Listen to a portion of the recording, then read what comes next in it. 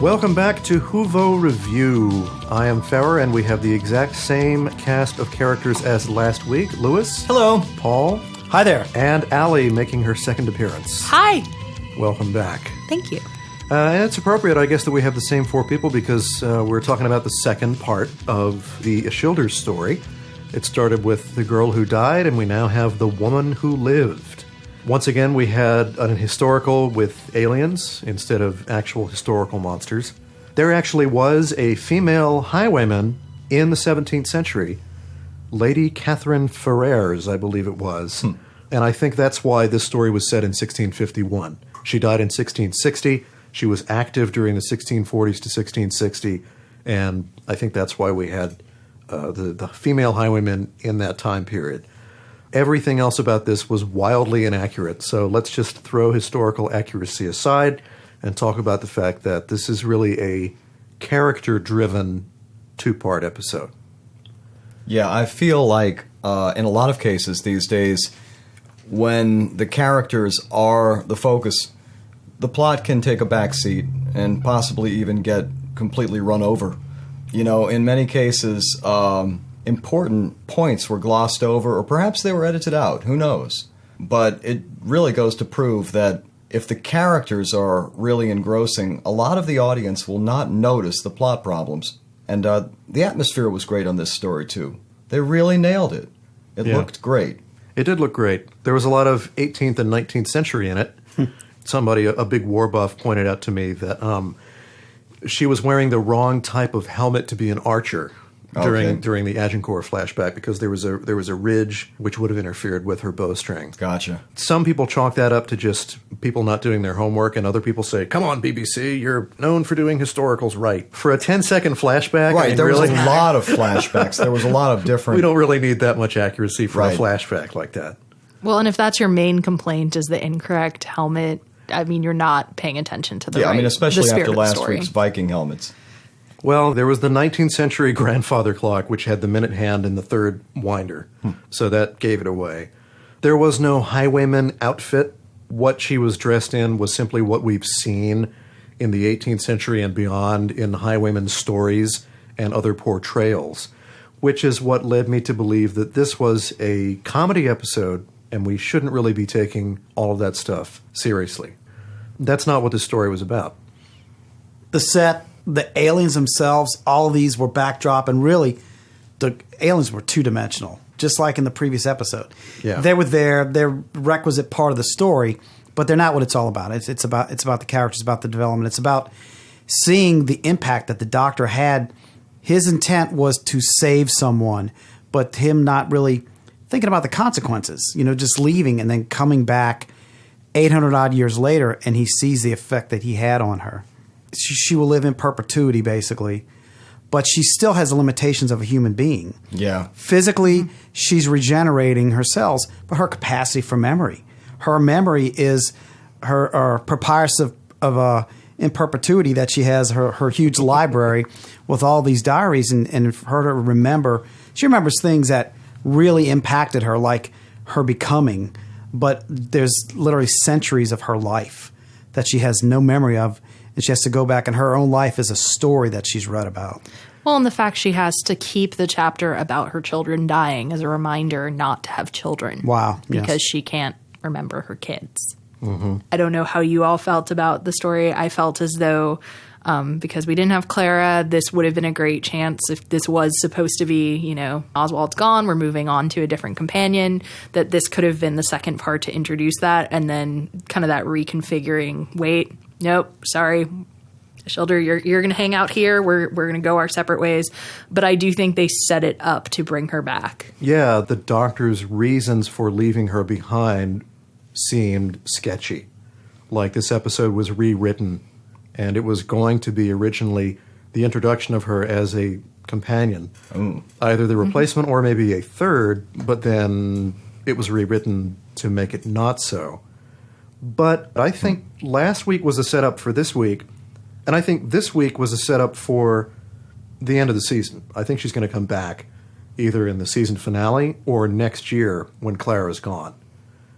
After all, if she's stalking him through time, and she's been around for 900 years, she will not only have seen this doctor, but other doctors as well.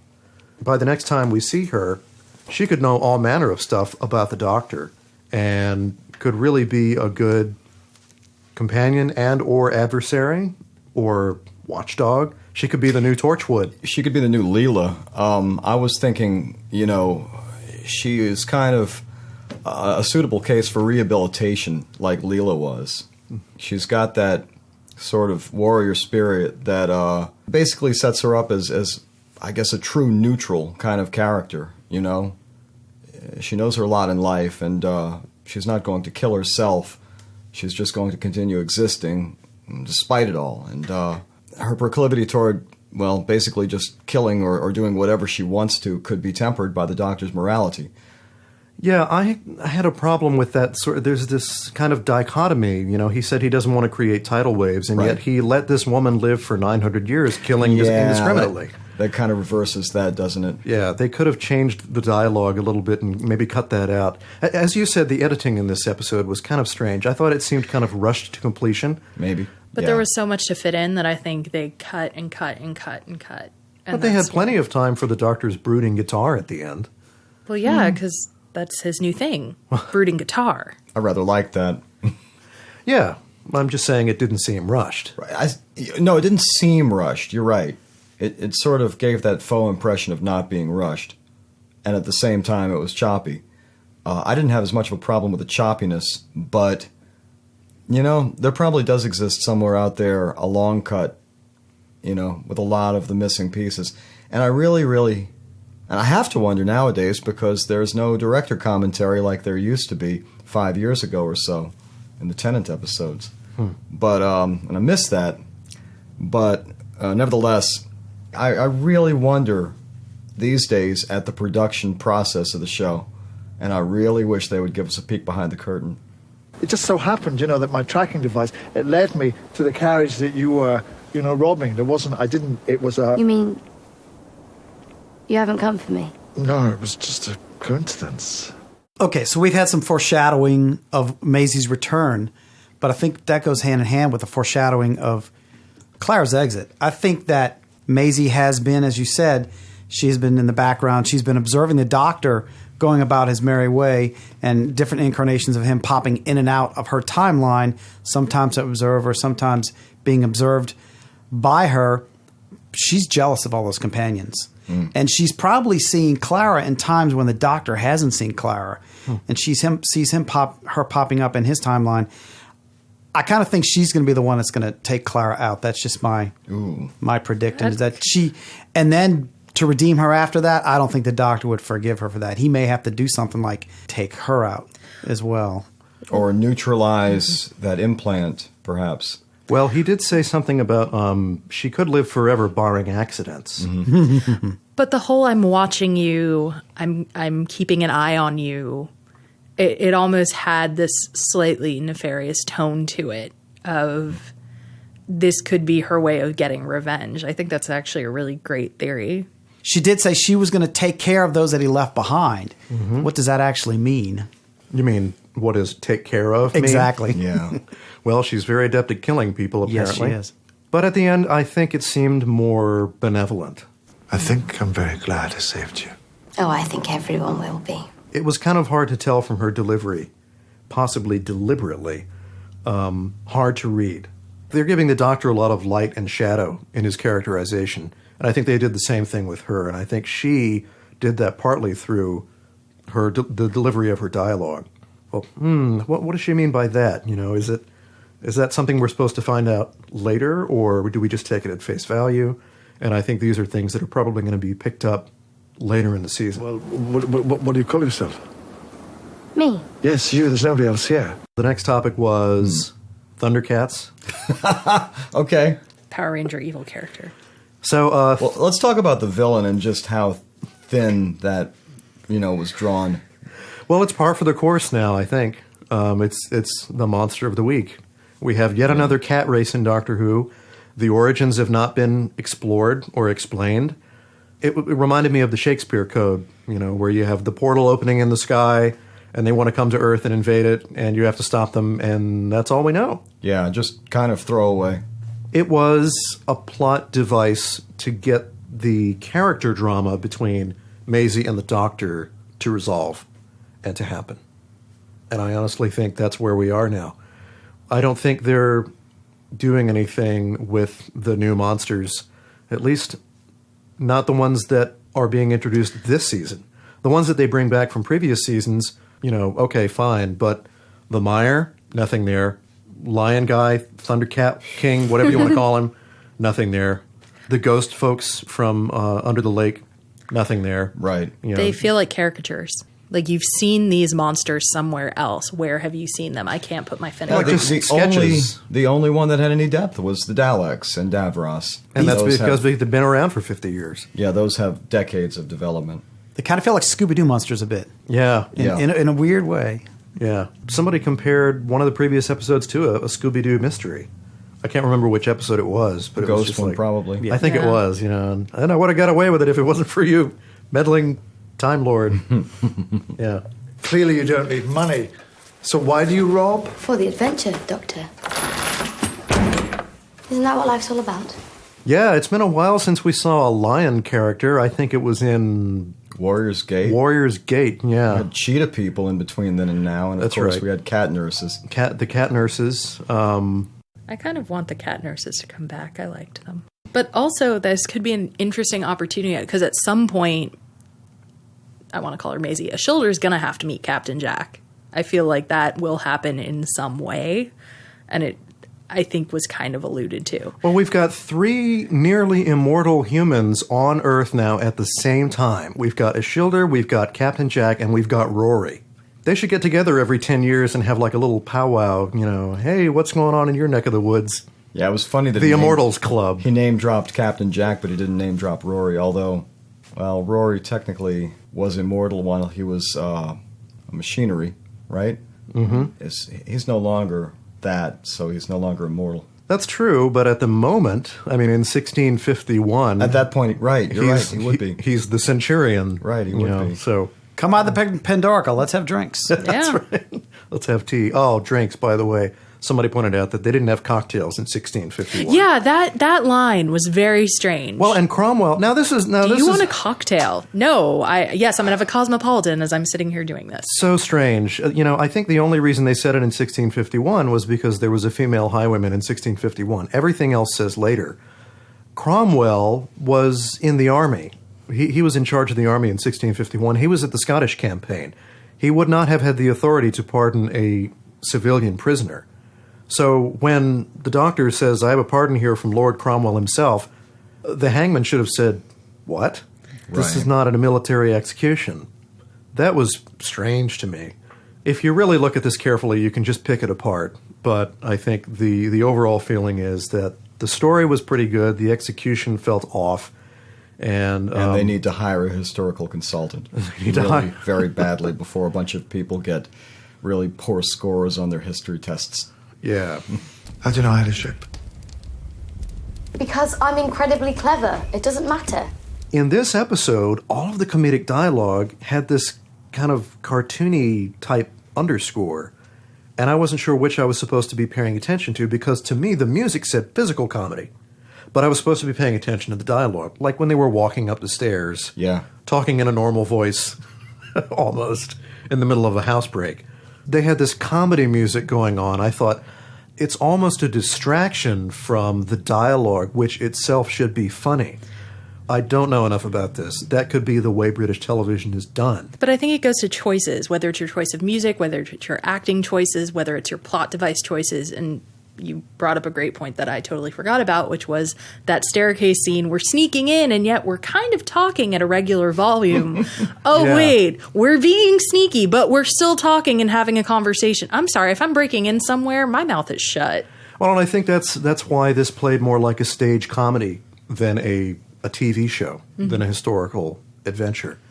Which is why the tone of it just kind of went all over the place for me, because I was ready for comedy, and then we had these dark scenes. Yeah, a very dark character with a lot of angst on her shoulders. Yeah. And, And then we were back into the comedy during the housebreak thing. yeah. But then that went away.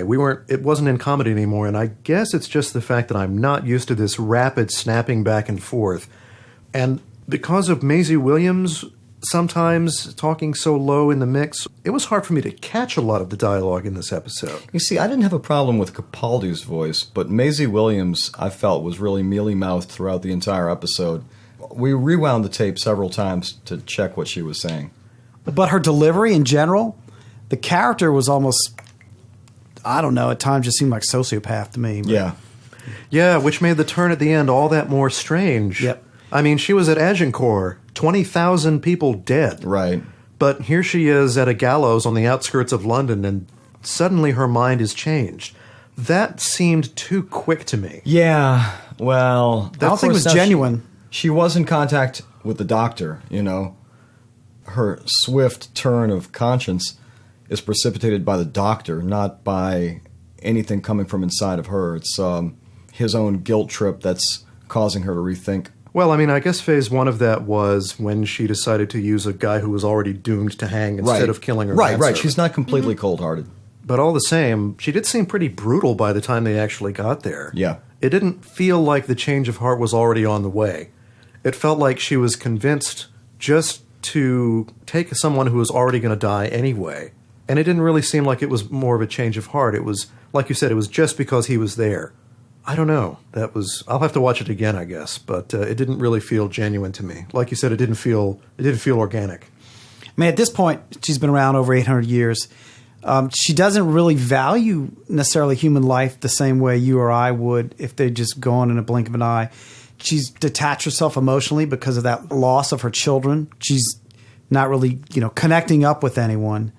That change at the end, was it that she thought maybe that, by redeeming herself, the doctor would see her in a different light and actually take her with him? I mean, that could be it too. Yeah. When you get down into it, this is a really interesting character because Isildur is now an amalgam of human history, choosing to remember certain things, forgetting others, having a regard for life, but also disregarding it sometimes, depending on the circumstances. And yet, because the doctor made her immortal, she's not human, because humans die. So she's so close to being human. She encapsulates a lot of humanity, and yet she's not 100% human. Right, and she's not from a technologically advanced society, although she's very worldly. She is a very interesting character, and I really kind of regret that the doctor didn't immediately take her under his wing just to try to redeem her the same way that he sort of did with Leela. She strikes me as being very similar to Leela. Yeah, for her time, she's both street smart and book smart. Yeah. Which makes for a really interesting character. And from the 17th century, which would make her, again, a really interesting companion. But that's why I think they left it open-ended. I really don't think this is the last we've seen of her. I think the character is too interesting to let it go. Whether this is someone who's going to come back in a positive or negative light, whether this is someone who's going to become a companion, a foe, an enemy, they really left the door open for what she could become and the potential of the character. I think we just have to see how the season plays out, how they get rid of Clara, and how they set up the next companion or companions opportunity. How do I look? Pink. Are you coming down with something? The thing about Maisie Williams' character, about Shield or Amir, whatever you want to call her, is that they haven't actually shown her hand in terms of her deciding on a purpose to her life. That's what's really intriguing. Taking care of the people he left behind? Yeah, okay, that becomes her goal. We don't know really what that means, Right. as Paul said. Right. That's open-ended as well. Well, because you can interpret it either as taking care of, making sure they're okay, or taking care of, you come back to your reality. Your life now is so horrible because you don't have the doctor. I'm going to be magnanimous and end it for you. I'm sure they'll fill in the blanks later. Or they'll just move on. Hey, anything's possible. If she becomes like the next River Song, where she's got a fan following, heaven knows what that's going to lead to. But, for now, I think this thread is being left to pick back up again later in the season. I think you're right. Remember, no one dies in the Moffat verse. After all, Osgood is coming back. So tonight, you are going to watch Underworld. I am. Yes, because of the analogy between Maisie Williams' character and the characters on the ship, how they kept regenerating and how they had these extended lives that were good point. pretty much meaningless. there is a loose connection there. Wow, I don't remember that one. for good reason. That's a pretty dreadful episode, but it really does kind of illustrate the difference. Back then, you could have a sort of a state like that where your characters had this really strange life, and they never reflected upon it. They never even thought about it. It was normal for them. Right. But now there's going to be a lot of angst, and there's going to be a lot of on-screen soul-searching and hanging of heads, and it's the modern way of storytelling. It's because Doctor Who is taking place in a much smaller universe. Yeah. These past 10 years than it did before. Absolutely. It's no very longer a space opera. It's a soap opera. It's human-centric. It really is. Yeah.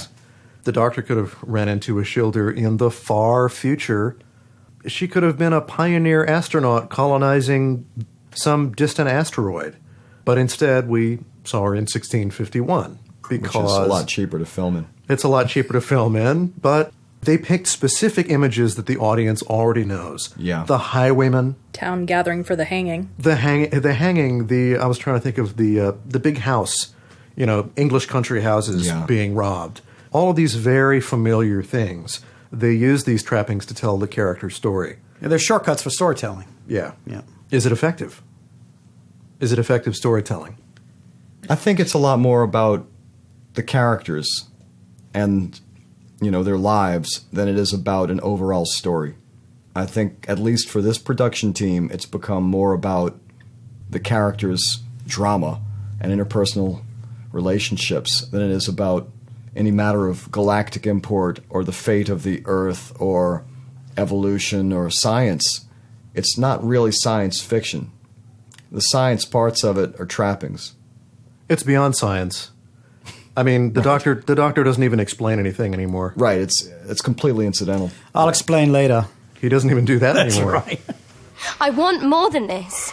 I deserve more than this. But at least Clara came back and we had something about a thing. He said a thing. I've got a present for you. Why? Am I ill? No. Are you ill? No. Are you never going to travel with me again because I said a thing? So, Congratulations, that's back. we're back on course now. Great. And then the ridiculous foreshadowing of everything that we already know. I hate to say it. Don't worry, Doctor, I'm not going anywhere. Everybody sitting on the couch goes, yes, you are. Bye-bye. I hate to say it, too, but, for an entire 40 minutes, I don't think I missed Clara. No, not at all. It was fantastic not to have her. It was a good story without her. Yeah. Which is interesting. It harkened back for me, for those episodes from, season, I don't know, name one, 12 or whatever, where you'd have K9, stay in the TARDIS. Yes, Master. Mm-hmm. And she has a doctor's pet. The rest of the episode. Oh. You don't see him until the end of episode 4 of that story when they get back to the TARDIS. Right. And Except in Underworld, which was co-written by Bob Baker. Right, so you naturally would have K9, naturally. That's a terrible episode. The quest is the quest. I feel like I should go back and watch The Key to Time now. I mean, we're talking about plot arcs, aren't we? Yes. Actually, Maisie, in some ways, I saw reflections of Lalla Ward's Romana just in the delivery and her her flat affect and that's what I was getting at. Arrogance, the in worldliness and detachment. Yeah, exactly. Just without the technological edge. And that's what made some people think maybe she would be a Romana coming back from E-Space with the Thralls, and maybe she was said, "Hey, why don't you project that?" So when we show some clips, people make some assumptions. That brings back the Doctor's reason for not taking her with him, though, because he traveled once before with someone. He traveled before with someone who this was before it was established that Time Lords could die. Remember, the second Doctor said Time Lords live forever barring accidents. Right. It was almost the same line that they used in the previous episode of this season. Back then, it was not established that Time Lords only had 13 lives and that their lifespan was finite. The Time Lord travels with a Time Lady, and he didn't have a problem traveling with another immortal, so why would he have a problem with it now? That does not make sense to me. Maybe it'll be explained later, but I just really don't get... Here's the problem I have. If these are character-driven stories, why can't I make sense of the characters? Yeah, and I quite agree. Why do they change so much from week to week? Is it His explanation to Ashildr was... I mean, how do you read that? I think he just made it up on the spot. It was just a whim. It was an excuse. It was a whim. It was an excuse. He just, on some level, just didn't want to take on the responsibility of straightening her out, or he didn't like her on some level. But, what's this attachment that he's got to Clara? I can't fathom that either. He's got the duty of care for her, but for no one else, apparently? Right. I don't know. Above all else. Above everybody on Earth, sometimes. Shilda, I think I'm very glad I saved you. Oh, I think everyone will be. Next week, Zygons. Yay. Zygons. Let Zygons be Zygons. You always say that. Doppelgangers, twins, Osgood, and probably more guitar. There has to be more guitar. There has to be more guitar. After all, they got rid of the cape. Now they have to give him the guitar.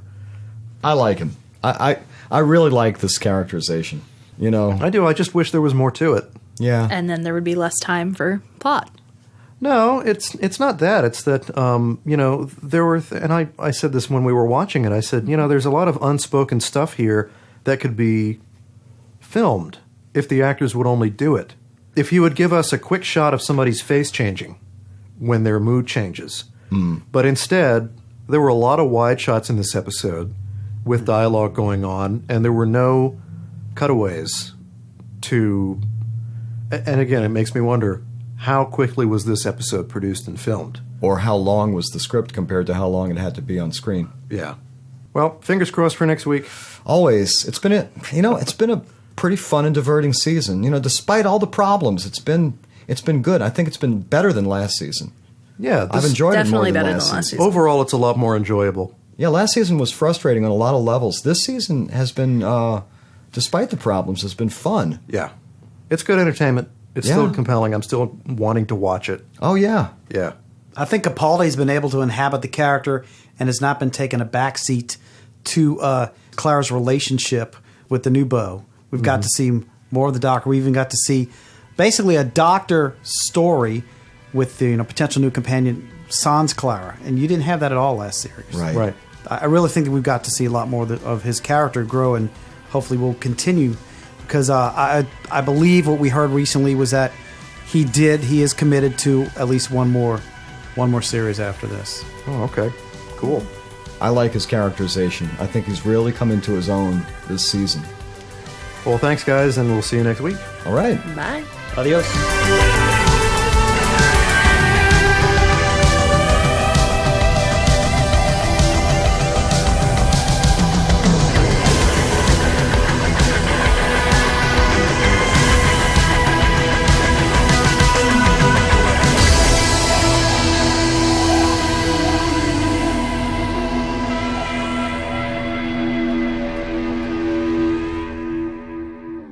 I could tell you what the name of the enemy was in this episode, but I'd be lying. Oh. Come on, man. Put that in there. Yeah.